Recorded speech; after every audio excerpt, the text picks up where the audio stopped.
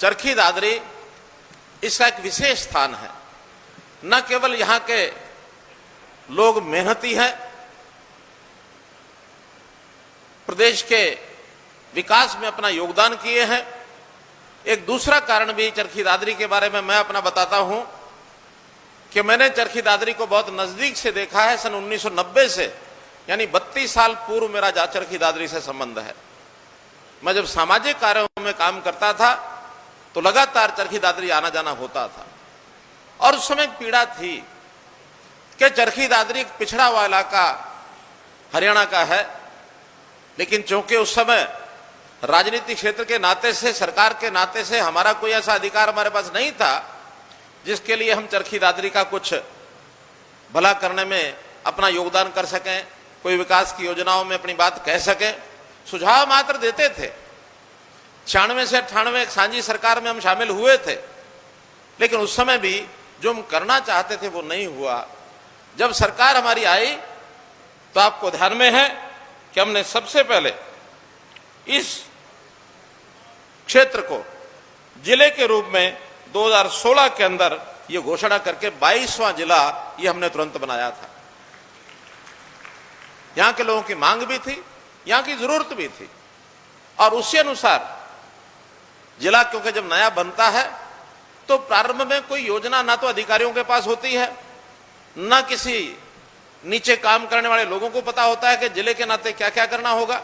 उसके बाद काम करना हमने शुरू किया, और जब काम करते करते जब ध्यान में आया यहाँ की आवश्यकताएं, तो इस जिले में जब पिछली बार आया था लगभग 200 घोषणाएं मैंने की थी, और उन 200 घोषणाओं में 70% जो है वो पूरी हो गई हैं। करोड़ों रुपए पिछली बार भी हमने बजट में दिए थे, 470 करोड़ रुपए स्वीकार किए गए थे, जिसमें 260 करोड़ रुपए का और काम जो है ये पूरा हो चुका है। अब आज भी मैंने 17 परियोजनाएं लगभग 350 करोड़ की आज शिलान्यास और उद्घाटन किए हैं, आप सबको समर्पित किए हैं। तो मित्रों, ये जब लगातार चलने वाला काम इस जिले में, इसको आगे बढ़ते हुए जब मैं देखता हूं तो भले सबसे आखिर में हमारा जिला 22वां जिला बना है, लेकिन जो विकास के काम, भले ही वो गति उसकी जितनी हम चाह रहे हैं उतनी अभी नहीं बनी, जो आगे बनेगी, लेकिन काम होते हुए हमको ये प्रसन्नता जरूर होती है कि चरखी दादरी जिसको हमने जिला घोषित किया था वो अब धीरे धीरे एक पूर्ण रूप से जिले का जो है रूप ले रहे हैं। बड़ी बड़ी परियोजनाएं सारे प्रदेश में जो चल रही हैं, उसका लाभ निश्चित रूप से चरखी दादरी को भी मिल रहा है, क्योंकि चरखी दादरी संयोग से चारों तरफ से हरियाणा के ही जिलों से घिरा हुआ है। केवल 2 जिलों को छोड़कर 20 जिले ऐसे हैं जिसका कोई ना कोई एक बाहर प्रदेश का भी जिला साथ लगता है, लेकिन चरखी दादरी और रोहतक 2 ऐसे जिले हैं जो हरियाणा के ही जिलों से घिरे हुए हैं। उन जिलों के विकास का लाभ भी इन जिलों को मिलता है। जैसे ये जो सड़क बन रही है 172D इस्माइलाबाद से शुरू हुई और नांगल चौधरी जयपुर का नेशनल हाईवे उस तक ये जुड़ना था, स्वाभाविक है कि वो सड़क हमारे चरखी दादरी के अंदर से होके गई। नेशनल हाईवेज 17 बने हैं, 17 नेशनल हाईवेज जो मंजूर हुए हैं, बन रहे हैं, उनमें कई नेशनल हाईवेज ये हमारे यहां जा रहे हैं, निकल करके जा रहे हैं। एक सड़क जो सोनीपत से और झज्जर होकर के, दादरी होकर के लोहारू जाती है, 334B, ये भी हमारे चरखी दादरी में से ही होके जा रही है। तो इस प्रकार से जब क्रिस क्रॉस होता है, जो सड़क यहां से और भिवानी होकर के जींद जाएगी, वो भी आखिर इसी रास्ते से होकर के हमारा भिवानी के साथ संपर्क जुड़ेगा। तो ये जिला सबसे पहले आसपास के सब जिलों के साथ सीधा नेशनल हाईवे के साथ अथवा 10 मीटर चौड़ी सड़कों के साथ जुड़ेगा। ये सबसे बड़ी एक प्रकार की इस जिले को सौगात होगी। हमने उद्योग के नाते जो उद्योग यहां चल रहे हैं या नए उद्योग जो बनेंगे, तय किया हमने कि हर ब्लॉक में एक पद्मा स्कीम के अंतर्गत लगभग 50-60 एकड़ का इंडस्ट्रियल एरिया, जिसके अंदर एक प्रोडक्ट एक ब्लॉक, उसको विकसित करने जा रहे हैं, ताकि दादरी जिले के भी सभी ब्लॉक वहां पर इस प्रकार के क्लस्टर ये बनेंगे तो निश्चित रूप से हमारे स्थानीय लोगों को जो काम करना चाहते हैं, अपना उद्योग लगाना चाहते हैं, थोड़ी पूंजी से वो लगा सकते हैं, या जो रोजगार मिलेगा यहीं के स्थानीय लोगों को रोजगार मिलेगा, क्योंकि बड़े उद्योगों में कई बार बड़े उद्योगपति बहुत दूर दूर से बाहर से भी ला करके लगा सकते हैं। छोटा ही उद्योग है हमेशा जो अपने आसपास के लोगों को नौकरी देता है। हमने पिछले 7 साल में उद्योगों के लिए इतनी सहूलतें दी हैं। ईज ऑफ डूइंग बिजनेस ये एक टर्म होती है जिसके अंदर हरियाणा देश में तीसरे स्थान पर आया है, यानी तीसरा रैंक आया है। हमारे से आगे सिर्फ 2 प्रदेश और हैं, लेकिन उसमें भी उद्योगपतियों को आकर्षित करने के लिए, निवेश करने के लिए हमने बहुत योजनाएं बनाई हैं। उन योजनाओं में बनाते हुए साथ साथ एमएसएमई, छोटा जो उद्योग है, माइक्रो मीडियम और मीडियम माइक्रो जो उद्योग होता है, लघु और सूक्ष्म उद्योग होता है, इसकी भी बहुत स्कोप बड़ा है। लगभग 80,000 उद्योग हरियाणा में लगे हैं। पिछले 7 साल में 5.5 लाख लोगों को सीधा उसमें रोजगार मिला है। तो इसलिए ये सारे काम जब होंगे तो हर जिले को इसका लाभ होगा। और हमारे सामान को हम, चूंकि समुद्र किनारे हमारा प्रदेश नहीं लगता और समुद्र के माध्यम से एक्सपोर्ट करना होता है, तो उसकी व्यवस्थाएं बड़ी अभी कम हैं। इसके लिए केंद्र सरकार ने 2 डेडिकेटेड फ्रेट कॉरिडोर बनाए हैं। एक वेस्टर्न डेडिकेटेड फ्रेट कॉरिडोर जो यहां से सीधा गुजरात और मुंबई होकर के आगे जाएगा। इसी प्रकार एक ईस्टर्न जो डेडिकेटेड फ्रेट कॉरिडोर है जो अमृतसर से चलेगा और कलकत्ता तक जाएगा। बीच में हरियाणा हमारा, अंबाला, यमुनानगर 2 जिले वो भी आएंगे। तो हम जितने सामान की यानी यहां उत्पादन करेंगे उनको कम खर्चे में और एक्सपोर्ट करने का जो सुविधा है वो हरियाणा को एक प्रकार से इनके माध्यम से मिलेगी। मित्रों, बड़े प्रोजेक्ट में हमारे यहां एयरपोर्ट अपनी जमीन पर कोई भी नहीं है, मतलब जो इंटरनेशनल एयरपोर्ट जिसको कह सकते हैं, या तो दिल्ली के एयरपोर्ट का सहारा लेते हैं या फिर चंडीगढ़ के एयरपोर्ट का। हमारा हिस्सा है चंडीगढ़ के एयरपोर्ट में भी, लेकिन वो हमारी अपनी भूमि पर नहीं है, टेरिटरी में नहीं है। हमारा पहला एयरपोर्ट हिसार, जो यहां से बहुत नजदीक है अपने को, हिसार में एक इंटरनेशनल एयरपोर्ट वो बनना शुरू हो गया है और आने वाले 2 साल के अंदर national flights, international flights, cargo flights सब वहां से चलनी शुरू होंगी। इस जिले के लोगों को भी जिनको हवाई उपयोग करना होगा अपनी यात्रा का, वो उसमें कर सकेंगे। बहुत बड़ा काम हो रहा है। एक बड़ी फैक्ट्री सोनीपत में, रेल कोच फैक्ट्री 1000 एकड़ में ये बन चुकी है, उसका उद्घाटन होना शेष है। और उसमें भी जब शुरू होगी तो यहां से हम रेल के कोच बना करके भी सारे देश के रेलवे को जो है वो हम देंगे। हर जिले में मेडिकल कॉलेज की बात कही गई।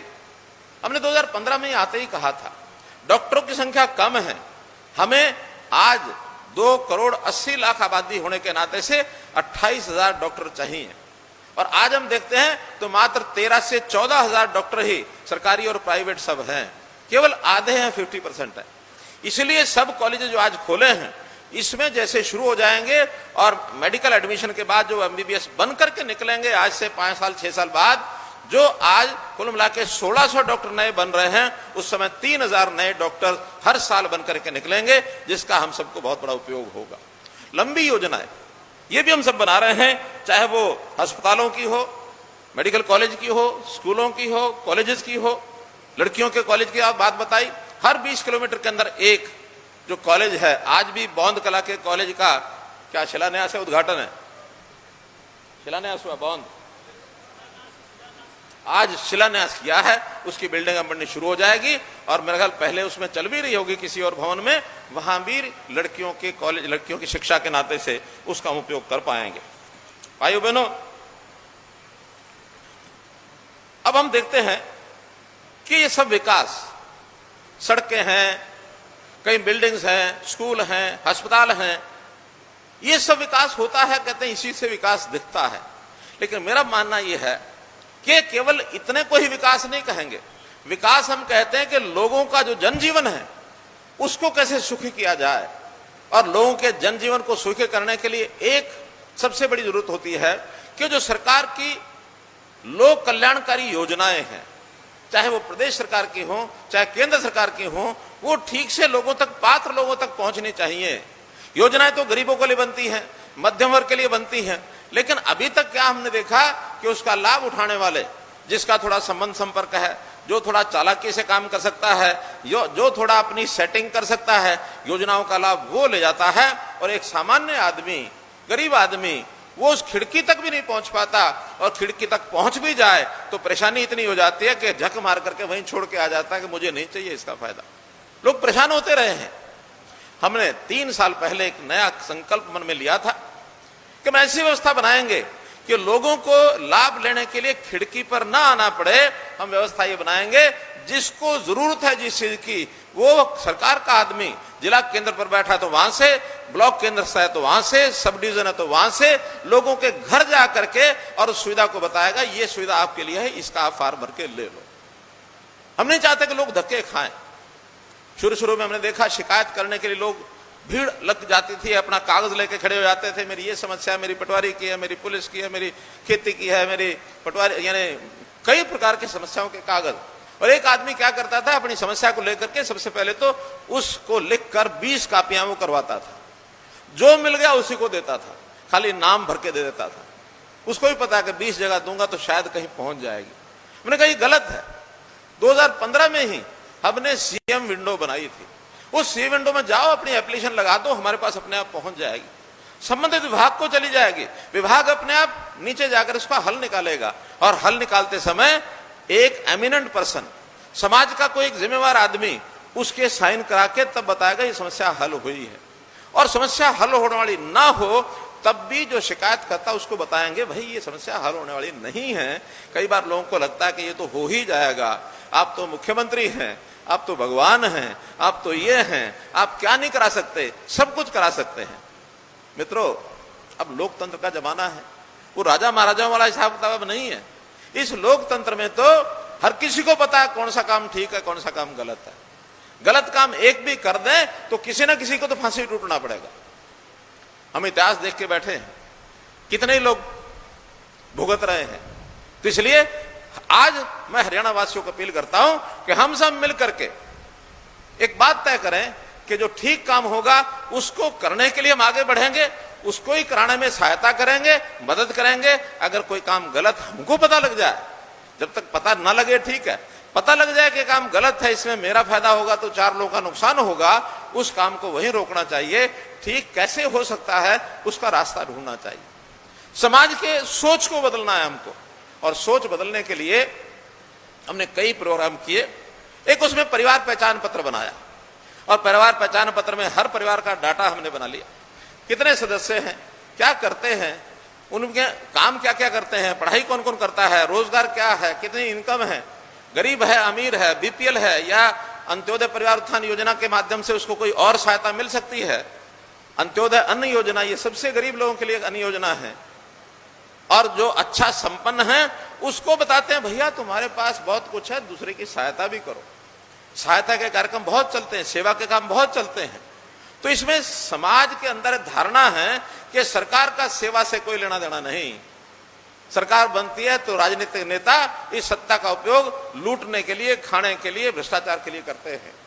लेकिन हमने वो मायने बदल दिए हैं कि राजनीति में भी जो आएगा किसी लेवल पर आए, गांव में पंच सरपंच करके आए, या प्रदेश में एमएलए और मुख्यमंत्री बन के आए, केंद्र में सांसद या प्रधानमंत्री बन के आए, सबका काम सेवा है। प्रधानमंत्री ने तो कहा कि मैं इस देश का प्रधान सेवक हूं। उन्होंने प्रधानमंत्री नहीं कहा, प्रधान सेवक कहा। तो इस नाते से ये सारी चीजें समाज में लाने के लिए बहुत सी चीजें हमने की। परिवार पहचान पत्र के माध्यम से सेवाएं देनी शुरू की। अब ना आपको दफ्तर जाना पड़ेगा, ना कोई दस्तावेज देना पड़ेगा, और ना ही कहीं उसके लिए कोई फरियाद लगानी पड़ेगी। अपने आप ही सारी योजनाएं आपको मिलेंगी। अगर इसमें मैं एक उदाहरण देता हूं तो हमने जो बुजुर्ग हैं ये पेंशन के लिए चक्कर काटते थे 60 साल का होने के बाद, और जगह जगह या तो इनको अपनी डेट ऑफ बर्थ का सर्टिफिकेट लेना पड़ता था, या अपनी आय लिखानी पड़ती थी, कितनी है कितनी नहीं है वो नहीं, लेकिन कुछ ना कुछ लोग पढ़ा देते थे भाई ओल्ड एज पेंशन जाके ले आओ, और आखिर इनको परेशानी होनी पड़ती थी। एक ओल्ड एज आदमी जिसका हम सम्मान करना चाहते हैं वो चक्कर काटे, वो ठीक नहीं। हमने तय किया कि जिसकी 60 साल आयु हो जाएगी, हमारे पास परिवार पहचान पत्र में डाटा है, उस दिन 60 साल का होते ही एक आदमी उनके घर जाएगा कि बाबा या माता जी जो भी हैं उनसे पूछेंगे कि आप ओल्ड एज पेंशन के लायक हो गए, लेना चाहोगे। एक कंसेंट फॉर्म लेना होता है। मानो कोई कल को ये कहे मैं तो लेना नहीं चाहता, जबरदस्ती कैसे दे देंगे। तो उसका एक छोटा सा फॉर्म भरवा के ले आते हैं और अगले महीने से उसकी ऑटोमेटिक जो पेंशन है शुरू हो जाती है और बैंक में पहुंच जाती है, कुछ करना नहीं पड़ता। हमने इस बार 28,000 लोगों की पेंशन ऐसे बनाई है पूरे प्रदेश में। उन्होंने आना नहीं था, आए नहीं कोई भी, उनकी पेंशन बनके घर में पता लग गया कि बैंक से जाके अपनी पेंशन निकाल लो। मैंने कहा था डीसी साहब को कि ऐसे जिले में भी होंगे, कुछ लोग एक बार ले आना, जनता को मैं दर्शन करा दूंगा। ऐसे ओल्ड एज पेंशन के लोग आए हैं कुछ यहाँ है? बुलाइए बुलाइए, आइए आइए आइए। पहले तो उधर मुंह कर लो, एक फोटो खींच लेंगे फोटोग्राफर। सब खड़े हो जाओ लाइन में खड़े हो जाओ। क्या ओल्ड एज पेंशन मिली है? कहीं कहीं गए थे आप? फार्म भरा था? नहीं, आपको कहीं चक्कर काटने पड़े थे? अपने आप आदमी आया? कौन आया था? कार्यकर्ता आया था, फार्म भरवा के ले गया और उसके बाद आपको कहा, प्रमाण पत्र मिल गया कि आपकी जो पेंशन है, वृद्धावस्था पेंशन, ये स्वीकृत की जाती है। बैंक में जाके चेक करो, पहुंच गई होगी। ठीक है, आज इनके क्लिक करके और सबको पहुंचाओ। आपकी बेबी बनी है, कुछ आपको जाना पड़ा, कहीं चक्कर काटने पड़े? कहीं नहीं गए, अपने आप बन के आ गई। क्या दिखा रहे हैं? ठीक है, इसके लिए अलग से आपका मदद करेंगे। अभी तो पेंशन, और ये आपका कार्ड बनेगा, इसका भी जो बीमारी का कार्ड है वो कैंसर का, उसका बनेगा। लेकिन अभी तो पेंशन की बात है। पेंशन आपकी आ गई या बैंक में जाना है अभी? हाँ, कब डिलीवर होगी? आज इनकी, ये जो नए लोग बने हैं उनको बुलाया है और आज ये आने के बाद इनकी पेंशन तुरंत बैंक में आज ही पहुंचेगी। चलिए भाई, पेंशन बन गई 2,500 रुपया। ठीक है, ये कार्ड है तुम्हारा, आधार कार्ड है। ठीक, बहुत अच्छा। तुम्हारी पेंशन बन गई। कितनी, 60 साल उम्र हो गई कि नहीं? ठीक हुई है ना? गलत तो नहीं? बढ़िया कर दिया। चलो चलो चलो चलो। भाई दर्शना, आपका 60 साल की उम्र हो गई ना? अपने आप बनी है कि कहीं गए थे? हैं? अपने आप बन गई। कौन आया था घर में? अच्छा, बहुत अच्छा। सावित्री बन गई पेंशन। तो कितने साल की हो गई? 60 के हो गए ना? चलो। तो आपके यहाँ आया था कोई फार्म भरवाने के लिए? फार्म भरवा के ले गए, आपको तो नहीं चक्कर काटने पड़े? बहुत अच्छा। चलो चलो चलो, बहुत बढ़िया, बधाई आपको। चलो चलो। तो मित्रों, हमने सारे प्रदेश में ये 23,000 पेंशन ऐसे बनी है और अब हर महीने 5,000, 7,000, 10,000, जिनका भी 60 साल की उम्र होगी उनको ये पेंशन बन जाएगी। अब इनको हम नहीं कहेंगे कि कहीं ये हाथ इनको उठाना पड़े। बुजुर्गों का हाथ तो आशीर्वाद के लिए होता है। आप बुजुर्गों का हाथ आशीर्वाद के लिए मिलता रहे, यही मेरी आपसे कामना है। भाइयों बहनों, हमने पूरे प्रदेश में जब हम सत्ता में आए थे, किसी के साथ कोई भेदभाव नहीं करना, सबके साथ एक व्यवहार, हरियाणा एक, हरियाणा में एक, इस सिद्धांत को लेकर चले थे और बिना भेदभाव के आज सारे हरियाणा में विकास के काम हो रहे हैं। लोगों को भी जो उसको सुविधा मिलनी चाहिए वो उनको अपने आप मिल रही है। अभी डिजिटलाइजेशन, कंप्यूटर का जमाना है। हमने उस कंप्यूटर में बहुत सी सेवाएं, कि आपके गांव में सीएससी है या कहीं कस्बे के अंदर अटल सेवा केंद्र है, वहां जाइए और जा करके अपना फार्म भरवाइए, आपको अपने आप पता लग जाएगा कि मुझे कौन सी सेवा लेनी है। पहले रजिस्ट्री का जो काम होता था, इंतकाल का काम होता था, उसके भी चक्कर काटने पड़ते थे। अब आपको रजिस्ट्री अपने घर बैठे मिलेगी, इंतकाल आपको ऑनलाइन भर दो, आपको घर बैठे होगा। इंतकाल के लिए भी कोई आपको रिश्वत नहीं देनी पड़ेगी, कोई आपको चक्कर नहीं काटना पड़ेगा। और भाई बहनों, आज भी देखा जाए तो भ्रष्टाचार, इसके बारे में बहुत सी चर्चाएं चलती हैं और उस भ्रष्टाचार के चर्चा में हमारे जो विपक्षी नेता हैं वो किस प्रकार की बातें उठाते हैं। वो उठाते हैं कि ये भ्रष्टाचार निकल आया। हम कहते हैं भ्रष्टाचार निकल रहा है, क्योंकि भ्रष्टाचार को रोकने के लिए हमने संकल्प किया था।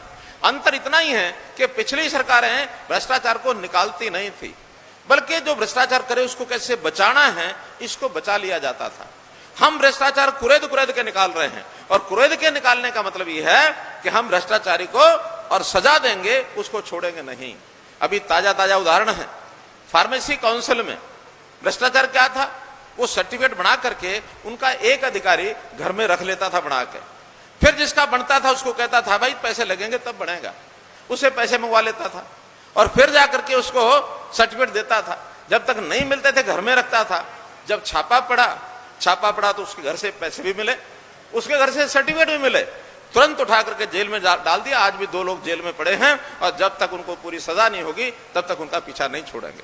तो चाहे कर्मचारी हो, अधिकारी हो, कोई भी व्यक्ति हो, भ्रष्टाचार में अगर कोई फंसता है तो उसके लिए और हम जो है उसका पीछा नहीं छोड़ेंगे। और ये जो भ्रष्टाचार का आरोप लगाते हैं, ये आरोप जो लगाते हैं, चिल्लाते हैं भ्रष्टाचार भ्रष्टाचार, चिल्लाते इसलिए हैं कि पहले भ्रष्टाचार की बजाय ये लोगों को बचाने में रखते थे। आज उनकी जो फौज है जो भ्रष्टाचार करती है, दलाली का काम करती है, कमीशन एजेंटों का करती है, पहली बात तो कि वो सारे बेरोजगार हो गए हैं, उनको काम रहा नहीं। जब कोई पकड़ा जाता है तो फिर भ्रष्टाचार पर चिल्लाएंगे, वो उसको छुड़ाना है। वास्तव में फर्ज तो ये है, हमने कहा कि हम भ्रष्टाचार की जहां भी कोई चीज मिलेगी कलाई खोल देंगे, भ्रष्टाचार नहीं कर देंगे। भ्रष्टाचार को दूर करके और तभी मानेंगे भ्रष्टाचार का काल मनोहर लाल हम लोग छोड़ेंगे नहीं। तो मित्रों, पहले जमाने में लोगों की धारणा क्या थी, कुछ पता भी लग जाए गलत हो रहा है तो एक दूसरे को कहते भाई ये तो ऐसे ही चलेगा, ये को नहीं होगा ठीक, ये धारणा बनी हुई थी। लेकिन आज लोगों का विश्वास जागा है। लोग कहते हैं कि नहीं, अगर कोई गलत बात मिल जाए तो उसकी जानकारी दे दो, थाने में दे दो, कहीं सीआईडी में दे दो, कहीं विजिलेंस को दे दो, कहीं सरकार में अपनी सीएम विंडो में डाल दो, कहीं डाल दो, विभाग का जो सीवी है उसको भेज दो, तो उसके खिलाफ जो कार्रवाई है वो हम करते हैं। हमने व्यवस्था परिवर्तन का काम किया है और इसलिए लोगों को कैसे सुख पहुंचे इसका हम काम करते हैं।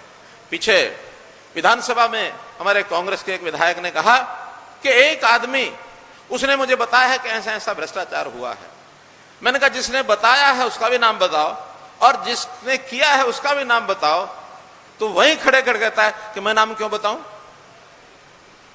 अरे भाई, अगर कोई गलत बात है आप उसको चिल्पों करते हो, सहयोग तो करो, रचनात्मक तो बनो। गलत काम हो रहा है उसके बताओ तो सही है गलत हो रहा है। एक्शन लेना सरकार का काम है तो हम एक्शन लेंगे, लेकिन भूल जाओ कि भ्रष्टाचार को हम छोड़ देंगे। इस भ्रष्टाचार करने वाले जो हैं, अभी कुछ ऐसे लोग भी हैं जो पुराने आकाओं के साथ अपनी साठ गांठ बांध के रखे हुए हैं और उनके साथ मिलजुल करके हमेशा पैरवी कराते हैं कि हम कैसे ना कैसे बच जाएं। बचने नहीं देंगे मित्रों। और इसलिए चाहे नौकरियां हो चाहे बदलियां हो, नौकरियों में हमने एकदम पारदर्शिता कि जो मेरिट है उसको नौकरी मिलेगी। पहले तो नौकरियां क्या थी, भाई भतीजा ये मेरा है ये तेरा है, यानी एक मेरे पास डॉक्यूमेंट है सन 2010 का, कोर्ट के अंदर केस चला और कोर्ट ने वो सारी भर्तियां जो है पुलिस इंस्पेक्टर की भर्तियां और सारी छानबीन करने के बाद पुलिस ने एक पर्चा, ये मेरे पास पर्चा है, 8 ऐसे लोगों के नाम लिखे हैं और बताया कि ये फलाने का रिश्तेदार है, उसका भतीजा है, उसका साला है, उसका ये है, उसका 8 के नाम और उन नेताओं के नाम पिछली सरकार के ये स्पष्ट किए हुए हैं। हमारा ऐसा कभी नहीं हुआ। हमारी भर्तियों में पिछले कुछ ऐसे मामले चले आ रहे हैं, घुन कहीं ना कहीं लगा हुआ है, लेकिन हमको पता लग जाए तो तुरंत हम पहला काम करते हैं कि बड़ी मात्रा में अगर नकल हो गई तो उसको रद्द करते हैं। कांग्रेस की हिम्मत नहीं थी उसको रद्द करे। कांग्रेस की भर्तियां 11 भर्तियां कोर्ट ने तो रद्द की हैं, चाहे वो हाई कोर्ट ने की चाहे सुप्रीम कोर्ट ने की। हमारी किसी भर्ती पर कोर्ट हाथ नहीं लगा पाया। उससे पहले हमको ही लगता है कि गलत हो गया, तुरंत एक्शन हम खुद ले लेते हैं। तो मित्रों, वातावरण बदलने के लिए ये सब काम किए जा रहे हैं और आज सूचना तकनीक के इस युग में चाहे वो CLU हो चाहे वो ऑनलाइन ट्रांसफर हो, ट्रांसफर भी पहले ये पर्चियां लेकर के एक धंधा चलता था, पहुंच जाते थे। ट्रांसफर कराना है अपने हिसाब की सीट पर, कहीं 20,000 कहीं 50,000 कहीं लाख कहीं 2 लाख ट्रांसफर कराने का ले लेते थे। आज भी लोग कोशिश करते हैं। मैं तो निवेदन यही करूंगा कि ऐसे किसी आदमी पर भरोसा नहीं करना, क्योंकि अगर आपका काम अपने आप भी हो गया और आप पैसे दे बैठे तो वो ये कहेगा कि मैंने कराया है। किसी के पैसे के दम पर कोई काम ना CLU होगा, ना भर्ती होगी और ना ट्रांसफर होगी। आप लोग डट करके अपने उसके ऊपर खड़े रहो कि जो ठीक काम होगा अपने होगा, हाँ गलत काम के लिए थोड़ा सा पीछे रहने का एक हम भी आपको निवेदन करेंगे। बहुत ऐसा समय आया जब वजीफों में, पेंशन में, राशन में कितने ही घपले पले हुए, वो सारे हमने इस ऑनलाइन सिस्टम से पकड़ करके और सबको ठीक कर दिया है। एक जमीन, अभी 8 दिन पहले की बात बताता हूं, एक जमीन 1986 में हमने यहां तक भी पकड़ा, 86 के अंदर ग्राम शामलात जमीन, और वो किसी ने किसी को रजिस्ट्री करा दी, उसने आगे रजिस्ट्री करा दी, उसने आगे करा दी, आखिर में आज वो जमीन गुड़गांव में एक बिल्डर के पास पहुंच गई। और जब अब हमें पता लगा कि वो जमीन तो गांव शामलात थी, देश शामलात जमीन कोई बेच नहीं सकता, और अब तो सुप्रीम कोर्ट का निर्णय आ गया है कि जो देश शामलात की जमीनें हैं वो सारी की सारी अब पंचायत की हैं, उसको कोई बांट भी नहीं सकता। तो मित्रों, भाइयों बहनों, ये काम भी कोर्ट हमारे साथ दे रहे हैं। गांव के अंदर जमीनों का बहुत बड़ा एक अथाह भंडार हो जाएगा इसके कारण से, जिसका आप लोग अपने आप उपयोग कर सकेंगे। यहां बताया गया कि हमारी कंसोलिडेशन नहीं हुई है, लगभग 60 गांव ऐसे हैं जो भिवानी जिला और दादरी जिला इसी के बचे हैं, बाहर तो 8-10 होंगे, ज्यादा नहीं होंगे। कुल 70 में से 60 गांव इन 2 जिलों के हैं। अब कुछ तो रिकॉर्ड में कमियां हैं, कुछ लोग आपस में भिड़ते हैं, लोगों का कहना है कि मुझे ये मंजूर है, ये नहीं है। चकबंदी का एक नियम होता है कि गांव के सारे लोग राजी होने चाहिए। हमने उसके लिए सारे अधिकारियों को बुलाया, मैंने कहा एक बार गांव के लोगों के साथ बैठ जाओ, कोई नियम अगर आपको लगता है कि न्यायप्रिय नियम और कोई बन सकता है, अन्याय नहीं होना चाहिए किसी के साथ, तो न्याय करने के लिए गांव से बैठ करके कोई नियम बदलना तो बदल दो, लेकिन सारे गांव के लोगों को राजी करना ये हमारा काम है, क्योंकि जमीन उनकी है, हमारा नहीं है उसमें कुछ भी। एक को कम मिले, दूसरे को ज्यादा मिले, ऐसा अन्याय क्यों करना। इसलिए बहुत जल्दी इस काम को हम पूरा कराएंगे और बिल्कुल भी इसको नहीं जाने देंगे। एक आरोप कांग्रेस के लोग लगा रहे हैं आजकल महंगाई का। मित्रों, महंगाई के नाते से एक बात स्पष्ट बताना चाहता हूं मैं। अब युग ऐसा आ गया है कि दुनिया में कोई भी घटना हो जाए उसका असर सारी दुनिया के देशों पर पड़ता है। पहले नहीं होता था, पहले तो हमारे घटना तो हमारे असर पड़ गया, कहीं और की घटना तो वहां का असर पड़ गया। लेकिन अब पिछले दिनों में रूस और यूक्रेन, इसका जो झगड़ा आज भी चल रहा है, कई महीने हो गए, उस झगड़े के कारण से अर्थव्यवस्था कई प्रदेशों की चरमरा गई है। कई जगह के एक्सपोर्ट वो गड़बड़ हो गए, कई जगह के इंपोर्ट गड़बड़ हो गए हैं, चीजों की कमी हो गई तो महंगाई हो गई है। इसके ऊपर पूरी नजर केंद्र सरकार ने रखी हुई है, क्योंकि ये हमारे यहाँ के किसी भी कारण से कोई महंगाई नहीं, बल्कि पेट्रोलियम पदार्थ हो, स्टील हो, कोयला हो, ये सारी चीजें बाहर के देशों की महंगाई के कारण से यहाँ उसका असर है।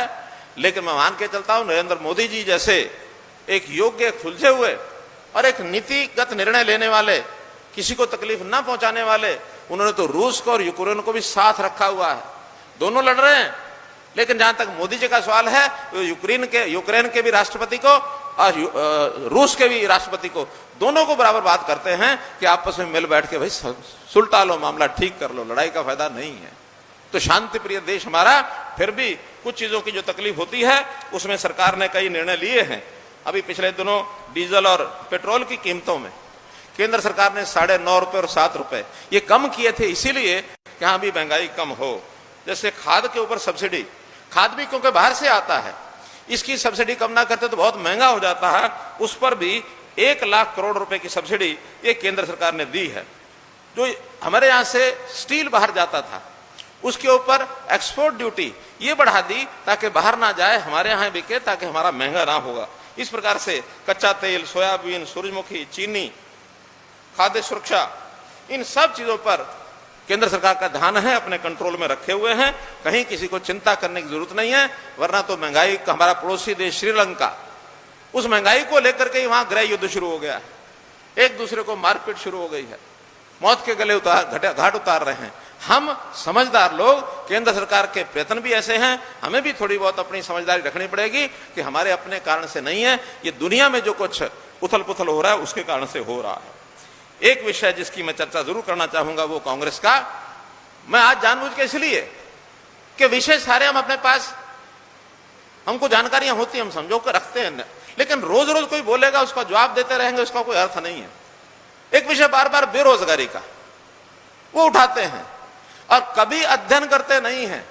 केवल एक CMIE, ये एक मैगजीन है, प्राइवेट मैगजीन है, प्रॉफिट कमाने वाली मैगजीन है, वो उल्टा सीधा आंकड़ों का प्रचार करते रहते हैं, उसको उठा करके और हमारे कांग्रेस के लोग ये लगे रहते हैं। और उसका भी बड़ा अजीब, अगर मैं आपको उदाहरण दूंगा तो आपको लगेगा कि किस लेवल तक, अरे झूठ उतना ही बोलो जो खप जाए। अगर झूठ खपे नहीं तो आपकी विश्वसनीयता कम होगी, आपके ऊपर कोई भरोसा नहीं करेगा, पहले ही आप खत्म हैं, बचे खुचे और खत्म हो जाओगे। देश भर में कांग्रेस खत्म हो चुकी है, एक एक प्रदेश उनका बाहर जा रहा है।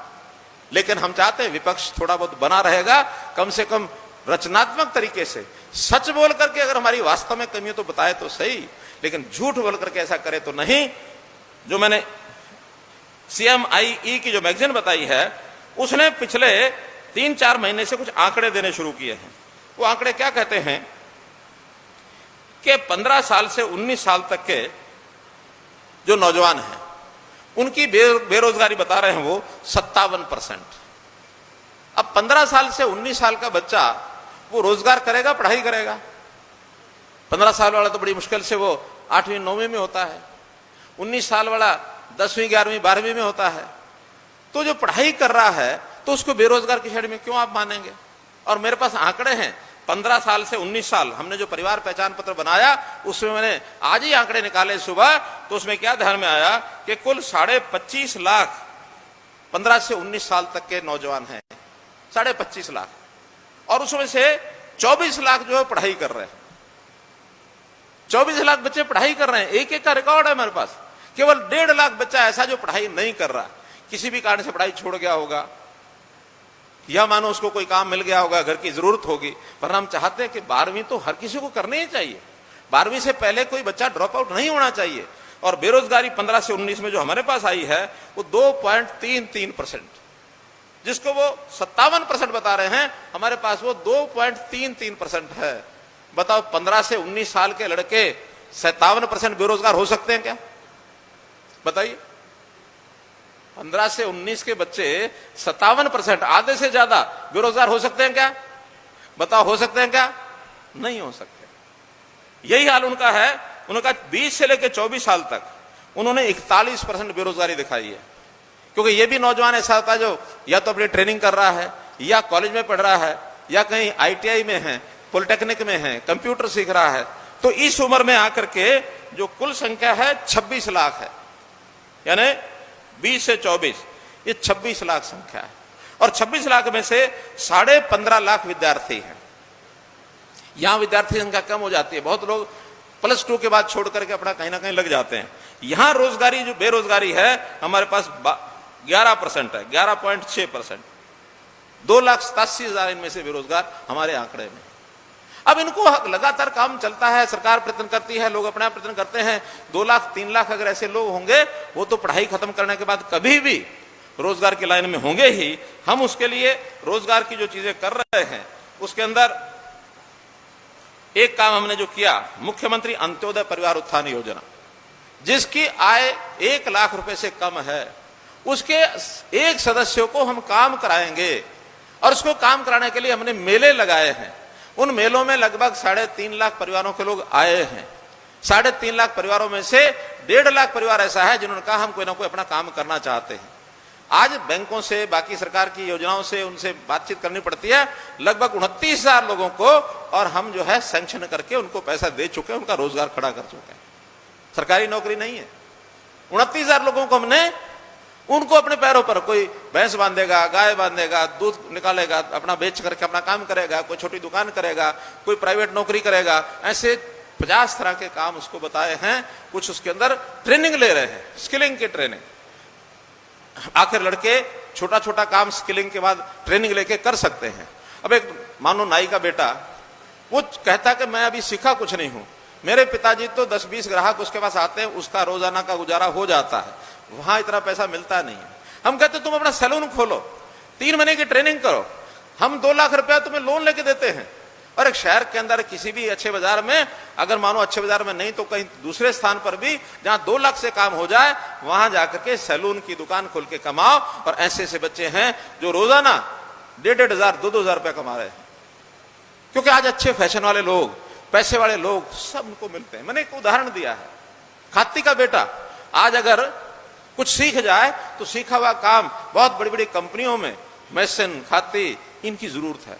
विदेश के लोग हमसे मांगते हैं कि पढ़े लिखे सीखे हुए कुछ ड्राइवर भेज दो, कोई मिस्त्री भेज दो, कोई लोहार का काम करने वाले भेज दो, ऐसे लोग नर्सिस भेज दो। दुनिया के अंदर मांग है हमारे युवा की, लेकिन उसकी ट्रेनिंग ये हम करा रहे हैं। इसके लिए हमने अलग से यूनिवर्सिटी बनाई है, उस यूनिवर्सिटी में हम लोग काम दे रहे हैं। नई फैक्ट्रियों में 75% हरियाणा का युवा लगेगा, इसके लिए हमने कानून बना दिया है। हालांकि लागू इसी जनवरी से हुआ, जनवरी के बाद अब धीरे धीरे जब लोग लेंगे, हिसाब किताब अपना बताएंगे, तब पता लगेगा कि नई फैक्ट्रियां पुरानों पर लागू नहीं है। नई फैक्ट्रियां जो लगाएंगी वो 75% युवा जो हैं वो रोजगार हरियाणा के लोगों को मिलेगा। इसलिए मित्रों, रोजगार के नाते भी जो ये बोलते हैं इनकी कलई मैंने खोल दी है कि ये झूठ के अलावा कुछ नहीं किसी, और ये ऐसा झूठ जनता भरोसा नहीं करती है। हमने तो सरकारी नौकरियां अभी सीईटी के माध्यम से लगभग 36,000 लोगों को नौकरी उसमें मिलेगी। 80,000 लोगों को पहले हम नौकरी दे चुके हैं। 5,000 अभी सिपाही लगे हैं, 5,000 अभी क्लर्क लगे हैं, अभी लगे हैं ये, और बिना किसी पैसे के। गरीब आदमी के बच्चे को 5% का अतिरिक्त अंक देते हैं। भैया जो गरीब आदमी जिसके घर में एक भी नौकरी नहीं है, 5% ले जाओ।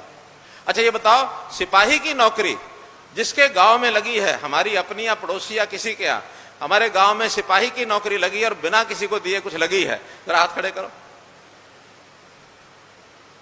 इतने लोग ऐसे हैं, और किसी से कोई आना पैसा लिया हो तो हमको बता दो, आधी रात से यूं निकाल लेंगे गेट्टे में खुट्टी डाल के, अगर किसी ने पैसे लिए हो तो भाई बहनों, मार्ग हमारा बड़ा कठिन है, लेकिन फिर भी आपकी सेवा के लिए हम लगातार लगे हैं। एक और जो ये खिलाफत कर रहे हैं आजकल, वो भी 1-2 मिनट में बता के फिर मैं आपकी घोषणाओं योजनाओं के बारे में बताऊंगा। वो है अग्निपथ योजना। खूब शोर मचाया इन्होंने, और अग्निपथ योजना में शुरू में क्या कहा, बच्चों की जिंदगी खराब हो जाएगी, 4 साल बाद क्या करेंगे, ये करेंगे वो करेंगे। और अभी हमने कहा कि 4 साल में उनको ट्रेनिंग के नाते ट्रेनिंग होगी, देशभक्ति की भावना सीखेंगे। घर बैठे रहेंगे तो कौन सा कोई उनको तुरंत नौकरी थोड़ी मिलनी है। वहां कम से कम तैयार होके आएंगे, और तैयार होके आने के बाद उनको कुछ पैसा मिल जाएगा, साथ लाएंगे, उस पैसे से अपना कोई काम कर सकते हैं। 12वीं का सर्टिफिकेट मिलेगा, आगे पढ़ाई कर सकते हैं। 10% का रोजगार हमारी जो केंद्र की संस्थाएं हैं, केंद्र के जो विभाग हैं, उन्होंने 10% का अपने अपने यहाँ रख लिया है, और अच्छा कोई काम धाम भी कोई कर सकता है। मैंने बाद में घोषणा की कि अगर उसको और कोई काम करना नहीं मिलता तो जिस दिन वो आएगा 6 महीने के अंदर अंदर हरियाणा सरकार गारंटी है उसको नौकरी देगी, हम सबको ले लेंगे। हमें तो सीखे सिखाए ट्रेंड नौजवान मिल रहे हैं, देशभक्ति की भावना से ओतप्रोत है। आज हम यही देखते रहते हैं कर्मचारी ईमानदार है कि नहीं है, क्योंकि धंधे तो सब लोग करते ही हैं, चाहे कर्मचारी हैं चाहे अधिकारी हैं, किसी के माथे पर नहीं लिखा हुआ। लेकिन वो एक क्लास ऐसी होगी जिस पर भरोसा किया जा सकता है कि देश की सेवा करने गया था, और वहां भी जो उस प्रकार की ट्रेनिंग होगी वो उसकी देश सेवा की होगी। तो मित्रों, जो हमने रोजगार के नाते से जिन लोगों को रोजगार दिलाया है, मुझे बताया गया कि ऐसे भी कुछ लोगों को यहां बुलाया है। कितने लोग आए हैं यहां? जो 29,000 लोग मैंने बताया, उसमें से आ जाओ, एक बार आ जाओ। इनको आपको इनके भी दर्शन कराते हैं कि इन्होंने कितना लोन लिया है और कितना इनको मिला और क्या काम करेंगे।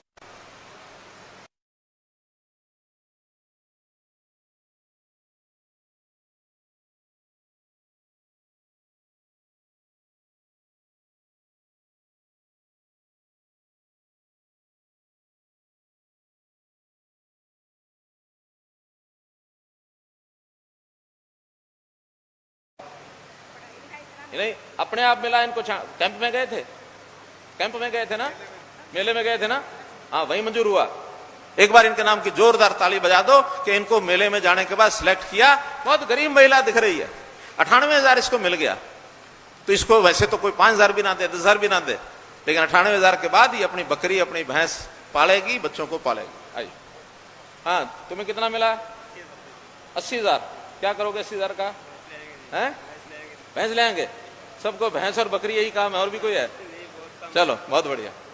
हाँ बहन, तुम्हें क्या 80,000 मिला, क्या करेंगे? हैं डेयरी, हाँ, तो डेयरी तो कई भैंस होंगी तब खुलेगी। शुरुआत एक से करेंगे, चलो। हाँ, आप क्या करेंगे?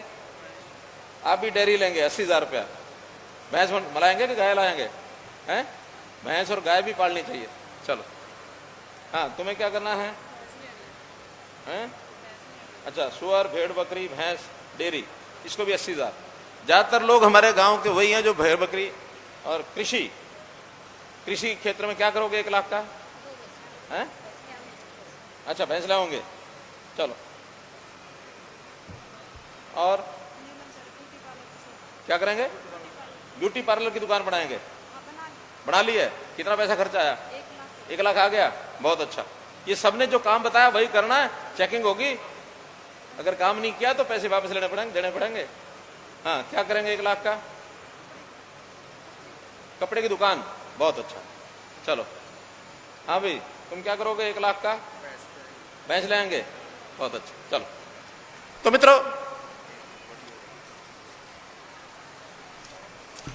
मित्रों, कुल मिला के हमने जितने भी ये अग्निवीर की मैं बात बता रहा था, इनका भविष्य ये सुरक्षित भविष्य है। और मैं तो चाहूंगा कि 17.5 साल से लेकर के इस साल तो 23 साल, इसके बाद वो 21 साल की उम्र हो जाएगी। जितने युवक हैं, अवसर मिले सबको जाना चाहिए, क्योंकि सब जाएंगे तो अपने जीवन को बदल करके आएंगे और उसका आगे का जीवन जो है वो सुधर जाएगा। भाइयों बहनों, कुछ आपकी यहां तकलीफें भी हैं और उन तकलीफों के ऊपर पूरा विचार करके जो डिमांड्स दी गई हैं, उन डिमांड्स के बारे में भी जो है हमने आज विचार करके, कुछ तो चंडीगढ़ से अधिकारियों से क्लियर होके आई हैं, कुछ उन्होंने कहा कि इसका हमने और फिजिबिलिटी भेज करके अपने अधिकारियों को पता कराना है कि काम संभव है कि नहीं है। आपके इलाके में जैसे बताया, पानी और सीवरेज, ये 2 बड़ी समस्याएं हैं। इन दोनों बड़ी समस्याओं के बहुत से प्रोजेक्ट आज शिलान्यास भी किए हैं और कुछ जो नए हैं उनको भी, और मैं घोषणा उसकी कर रहा हूं। तो इस नाते से एक बात जो यहां की मांग थी कि दादरी को एनसीआर से बाहर कर दिया जाए। दादरी को, भिवानी को हमने एनसीआर से बाहर करा दिया है। कोई समस्याएं जिस प्रकार की पहले लाइसेंस की, पोल्यूशन की, तरह तरह के जो बंधन लग गए थे कामकाज में, वो सारे अब उसमें से खत्म हो जाएंगे। तो इस काम को भी हमने भी कराया है। जहां तक योजनाओं का विषय है, उसमें आज जो उद्घाटन हुआ है, मैंने बताया कि 350 करोड़ रुपए की इन योजनाओं का जो उद्घाटन हुआ है। कुछ पहले से जो चल रही हैं, जिसमें कैनाल बेस पानी के जो टैंक 53 गांव के, ये कुछ भिवानी के हैं, कुछ चरखी दादरी के हैं।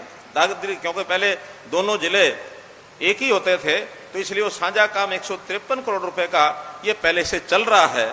बहुत जल्दी इसको पूरा करेंगे। स्पोर्ट्स स्टेडियम जिसकी बात हमारे सोमवीर जी कह रहे थे, अभी तो चरखी दादरी में एक डिस्ट्रिक्ट लेवल का और जो स्पोर्ट्स कॉम्प्लेक्स ये बनेगा, एक बार ये बनने के बाद फिर धीरे धीरे जो आसपास के छोटे स्टेडियम्स हैं उनमें भी प्रैक्टिस कराएंगे।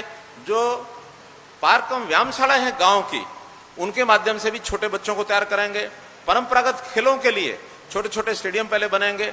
इसके बाद जब एक वातावरण सारा बनेगा, फिर हम दादरी में कोई बड़ा स्पोर्ट्स कॉम्प्लेक्स कोई बनाना होगा तो उसका विचार बाद में होगा। लेकिन अभी तो एक 20 करोड़ रुपया हमने जो है खेल के लिए और दादरी को ये मंजूर किया है।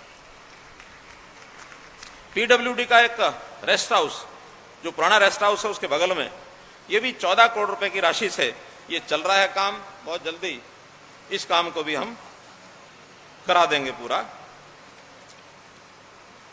जिनके आज फाउंडेशन स्टोन रखे हैं वो तो सब डीसी साहब बता ही देंगे।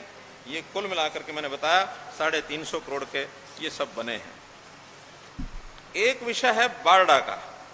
बारडा के कुछ लोग आए थे मेरे पास, उन्होंने कहा कि एक नगर पालिका बनी है, इसको पंचायत बना दी जाए। अब मुझे पता नहीं है कि ज्यादा लोग पंचायत के हक में हैं या ज्यादा लोग नगर पालिका के हक में हैं। ये समस्या बांस गांव में और सिसाए में, हिसार जिले के दोनों गांव हैं, बड़े बड़े गांव हैं, वहां भी आई थी। वहां हमने डिप्टी कमिश्नर को कहा, उसका एक हल निकाला था। वही हल मैं यहाँ के जो डिप्टी कमिश्नर हैं उनको कहता हूं कि उसी प्रकार का एक हल निकालें। हल क्या है कि सरकारी एक 10-11 लोगों की टीम बनेगी और वो टीम पूरे बारडा में और जो साथ में दूसरा गांव है, दोनों गांव में हर घर में जाएंगे और हर एक की रायशुमारी करेंगे कि आपको पंचायत चाहिए या नगर पालिका चाहिए। देखिए, नगर पालिका के अपने लाभ हैं, पंचायत के अपने लाभ हैं, लेकिन लोग जब आगे बढ़ रहे हैं तो बहुत से गांव नगर पालिका की तरफ बढ़ रहे हैं। बहुत बड़ा होने के बाद तो नगर पालिका अपने आप बन जाती है, लेकिन जब ये 8-10 हजार के रेंज में रहती है तब दोनों तरफ झूलते रहते हैं। तो डिप्टी कमिश्नर साहब अगले 3 दिन में टीम बना करके और सोमवार तक हर घर का एक हो जाए सर्वे हो जाए और उसकी रिपोर्ट सोमवार शाम को आपने देनी है, ताकि हम वहां मंगल बुध में बैठ करके उसका निर्णय कर लेंगे। आपके जितने विधायक सांसद भी हैं, यानी सांसद हमारे धर्मवीर जी हैं, इनसे भी बात करेंगे, विधायक सोमवीर जी इनसे भी करेंगे, नैना चौटाला जी से मेरी बात हुई है, उन्होंने भी कहा कि हाँ इसका एक सर्वे कराने का काम आप कर लीजिए। तो ऐसा सर्वे होने के बाद फाइनल निर्णय लेंगे। कोई बहुत अंतर नहीं पड़ेगा, गांव रहेगा तब कुछ और लाभ है, शहर होगा तब कुछ और लाभ है। आपको विकास के नाते बराबर ही रखेंगे, बल्कि विकास में कई बार शहर में ज्यादा होते हैं। हमें डर लगने लगता है कि कहीं हमारे पर चूल्हा टैक्स ना लग जाए, कहीं शुल्क क्या हाउस टैक्स ना लग जाए, कहीं डेवलपमेंट टैक्स ना लग जाए। अरे उसके साथ काम बहुत होते हैं, लेकिन फिर भी मैं किसी तरफ भी नहीं कहूंगा। मैं तो ये कहूंगा कि आप निर्णय करें और जो निर्णय करेंगे उसके हिसाब से ही उसको हम घोषणा करेंगे। मित्रों, जैसा बहुत से विभागों की जो योजनाएं, जो डिमांड बताई गई थी, छोटी बड़ी डिमांड लगभग 600 थी, और अगर मैं 600 डिमांड का जवाब यहां देने लग जाऊं तो शायद जितना समय अब लगा है इससे 3 गुना और लगेगा। इसलिए वो तो मैं नहीं लगा रहा समय, मैं मोटे मोटे रूप से कि किस विभाग की कितनी डिमांड है और कितना पैसा उसका खर्च हो रहा है, बाद में हम डीसी साहब से वो लिस्ट भिजवा देंगे, कल भिजवा देंगे, और हमारे जो प्रतिनिधि हैं, एमएलए, एमपीज और पार्टी के लोग, वो वहां से लिस्टें लेकर के आपके गांव के हिसाब से बता देंगे कि कौन से शहर के लिए, कौन सी गांव के लिए और क्या क्या घोषणाएं हुई हैं। मोटी मोटी इक्का दुक्का फिर भी बता दूंगा। जैसे डेवलपमेंट पंचायत, इस डेवलपमेंट पंचायत के कुल 6, 24, 32 यानी 42 गांव इसके छोटे बड़े काम हैं, और इनमें कहीं कम्युनिटी सेंटर का है, कहीं अंबेडकर भवन का है, कहीं अधूरी फिरनी का है, कहीं चौपाल का है। तो ये सब मिला करके जो सारे काम मंजूर किए हैं, 42 काम, ये 48 करोड़ रुपए के ये काम सारे मंजूर किए जाते हैं। ऐसे ही पावर बिजली विभाग, इसके भी 8 तो सबस्टेशन ही हैं, रानीला, गोठड़ा, गोकल, झोजूकला, लोकल दादरी, मनकावास, लोकल अटेला कला, लोकल बारडा, तो 8 ये हैं। इसके अलावा भी अलग अलग 5 काम और हैं, तो ऐसे कुल 13 काम हैं। इस पर भी लगभग 45 करोड़ रुपए का खर्च आएगा और इसको भी मंजूर किया जाता है। इसके बाद है मार्केटिंग बोर्ड की सड़कें। ये दोनों विधानसभाओं की मात्रा बहुत बड़ी है। 40 सड़कें जो फिजिबल हैं, हो सकता ज्यादा दी हों, लेकिन 40 में से मंजूर हो गई हैं। वो बारडा विधानसभा की भी हैं, दादरी की भी हैं, और इसके ऊपर भी लगभग 45 करोड़ रुपया इसका खर्च आएगा। 45 नहीं है, 41 करोड़ रुपया। इसी प्रकार ट्रीटेड वेस्ट वाटर, इसको एसटीपी इसका बना करके और आगे इसको गांव के अंदर यानी यूज करेंगे सिंचाई के लिए। इस पर हैं तो गांव सारे भिवानी जिले के, हालुवास, प्रहलादगढ़, मिरीवाड़ी, ढाणा, नरसण, नांगल, अजीतपुरा, गोरीपुर, कितलाड़ा, ढाणा, लाडनपुर। तो ये 75 करोड़ रुपए का ये काम अब उन्होंने गलती से लिख दिया है, फिर भी मैंने घोषणा करनी है कि भिवानी जिले के ये जो गांव हैं, 10 गांव, इसमें 75 करोड़ का काम ये मंजूर किया है। दादरी जिले के छोटे बड़े जो इरिगेशन के काम हैं, ये 39 काम हैं। 39 काम पर लगभग 62 करोड़ रुपया ये खर्च आएगा, जिसमें खास करके Bhagvi minor, Sanjarwas minor, Mageshwari minor, जो बड़े काम है बता रहा हूं मैं, Mistri drain, Chang drain, Nimri drain, Malkos link, Badhwana distributary Bamla minor, pipeline in Achina, SDO office, SDO residence Bhaundkala, वहां के पानी का। तो ऐसे ही जो बड़े बड़े काम ये हैं, कुल मिलाकर 39 काम 62 करोड़ रुपया इसके लिए मंजूर किया है। इसी प्रकार पब्लिक हेल्थ में दादरी के पब्लिक हेल्थ की समस्या बहुत पहले से हमको जानकारी है। कुछ तो आज भी छोटे काम हैं, वो शिलान्यास किए हैं। 3 बड़े काम जिसमें वाटर सप्लाई स्कीम अमृत योजना में है, सीवरेज रविदास मोहल्ला अमृत स्कीम में है, ऐसे ही sewerage disposal of Charkhi Dadri Amrit scheme में है। तीनों काम का 76 करोड़ रुपया ये दादरी शहर के लिए मंजूर किया जाता है। दादरी और बारडा के गांव के जो काम हैं, डूडीवाड़ा किशनपुरा, डूडीवाड़ा नंदकरण, रामपुरा सारंगपुर, मैराणा, बौंदकला, पांडवा, स्वरूपगढ़, मंडोली, फतेहगढ़, भागवी, रावलदी, गसोला, नरसिंहवास, ये जो सारे काम हैं जिसमें या तो पाइपलाइन बिछाने का पानी का है, या कहीं कहीं सीवरेज का होगा, या कहीं बरसाती पानी को जो निकालना होता है उसका होगा। ये 16 काम, इसको भी 57 करोड़ रुपया ये मंजूर किया जाता है। ये भी पब्लिक हेल्थ के हैं। पीडब्ल्यूडी की सड़कों का बहुत जोर मार रखा है। नेशनल हाईवे ने भी, हमारे यहाँ पीडब्ल्यूडी डिपार्टमेंट ने भी, और आपकी डिमांड भी ऐसी है कि कई डिमांड ऐसी है जिसको लगता है कि इस पिछड़े जिले में बहुत जरूरत है। तो उसमें एक बड़ी योजना तो मैं आपको बता रहा हूं कि जो दादरी का बाईपास आप लोगों ने लिखा है, दादरी का बाईपास नेशनल हाईवे अथॉरिटी ने डीपीआर बना ली है। और ये जो 334B जो मैंने बताया कि गसोला झज्जर ग्रीनफील्ड रोड, ये वहां से होकर के और जब बाहर से आएगा तो दादरी की सारी बाहर की सड़कें, Mahendragarh road, Loharu road, Bhiwani road, फिर उसके बाद रोहतक रोड, फिर झज्जर रोड, हो गई सारी, रहेगी कोई? तो ये सारी रोड को मिलाते हुए बाईपास भी बनेगा। और उसका जो नेशनल हाईवे, उसकी एक लंबी बड़ी प्रोजेक्ट उन्होंने बनाई है। कुछ काम होना शुरू हो गया, कुछ उसके अंदर और बाकी है, वो पूरा होगा। सड़कों की योजना में आप लोगों ने जो डिमांड दी है, उसमें एक बड़ी डिमांड है चरखी दादरी से खेरड़ी मोड़ तक इस रोड को दोबारा बनाना। इस रोड के लिए 81 करोड़ रुपया यह मंजूर किया जाता है। इसके अलावा एक 18 करोड़ रुपए की है झोज्जू कादमा सतनाली रोड। ये 18 करोड़ रुपए की सड़क, ये भी दोबारा से बनाई जाएगी, शायद टूट गई होगी, इसको मंजूर किया जाता है। फिर और जो 5 करोड़, 6 करोड़, 4 करोड़ की ये जो सब योजनाएं हैं, ये सब मिलाकर जो मैंने बताया 56 सड़कें हैं दोनों विधानसभाओं की, जो मैंने पहले बता दी वो भी। तो इन 56 की 56 विधानसभाओं में 201 करोड़ रुपया इन सड़कों के लिए मंजूर किया जाता है। इतनी बड़ी राशि से भी खुश नहीं, 201 करोड़ रुपया केवल सड़कों के लिए। देखिए, जहां सड़कें ठीक बन गई ना, हमारे नितिन गडकरी जी कहा करते हैं कि अमेरिका के धारणा है, अमेरिका में धारणा यह है कि यहां की सड़कें इसलिए अच्छी नहीं है कि अमेरिका बड़ा जो है अमीर देश है, वो इसलिए सड़कें अच्छी नहीं है, बल्कि उनकी धारणा यह है कि अमेरिका इसलिए अमीर है कि वहां की सड़कें अच्छी हैं।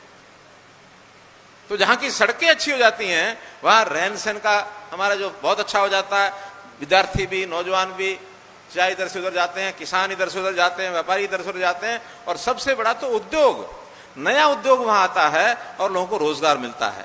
इसलिए इस इंफ्रास्ट्रक्चर का एक बहुत बड़ा लाभ ये चरखी दादरी जिले को होगा, ऐसा मेरा विश्वास है। चकबंदी की बात मैंने बताई दी है। एजुकेशन, अब जो मैं संख्या 600 बता रहा था, इसमें एजुकेशन के छोटे छोटे काम हमारे विधायकों ने बहुत ज्यादा लिख दिए।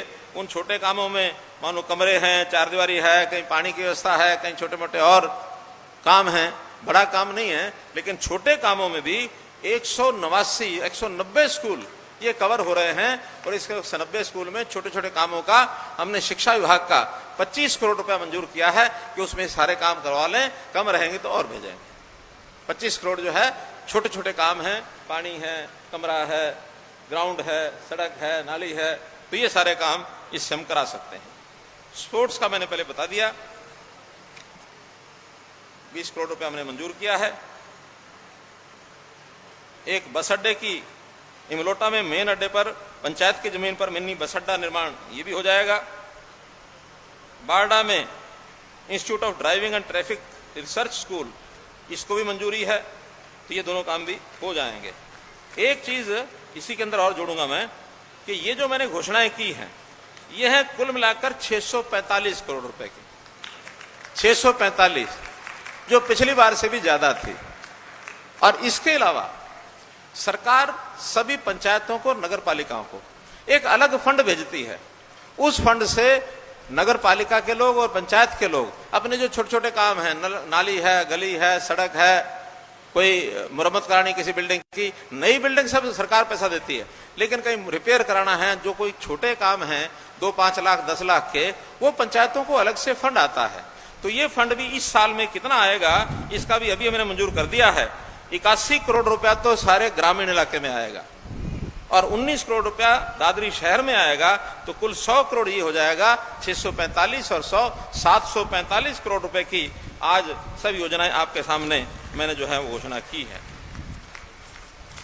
मित्रों, मैं अपनी बात को समाप्त करने से पहले चौधरी धर्म सिंह जी ने एक सुझाव दिया था कि हमारे यहाँ के सभी विधायक और सभी सांसद को साथ मिलाकर और भी जो प्रमुख लोग हैं पार्टी के, उनको मिलाकर कुछ सुझाव लिए जाए। हम तो चाहते हैं सुझाव मिलने चाहिए। हम अपने बजट बनाते समय पूरी घोषणा करते हैं कि कोई भी व्यक्ति हमें अपना सुझाव भेजे, हम उस बजट में सम्मिलित करेंगे। विधायकों, सांसदों को भी भेजते हैं, आम जनता को भी भेजते हैं, संगठनों को भी भेजते हैं। हम फिर भी दोबारा से एक बार बैठ करके कई अच्छे सुझाव नीचे से आ जाते हैं। हो सकता है हमारे विभाग के मंत्री या वहां के सेक्रेटरी के दिमाग में ना आते हों, इसलिए आप जो सुझाव हमको बताएंगे, हम यथासंभव उनको पूरा करने का और ये पूरा प्रयत्न करेंगे। और एक अपील मैं आप लोगों से करता हूं, दादरी के लोगों ने तो बहुत अच्छा अपना कर्तव्य निभाया। दादरी की नगर परिषद ये भारतीय जनता पार्टी की झोली में आपने डाली, मैं इसके लिए आपको बहुत बहुत बधाई और शुभकामना देता हूं।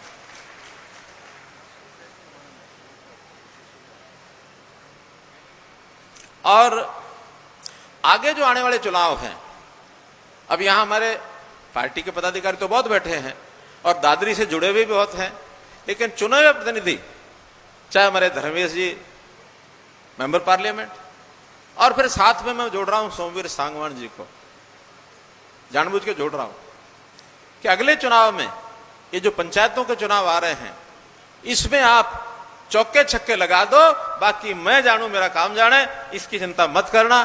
बहुत बहुत धन्यवाद, बहुत बहुत आभार।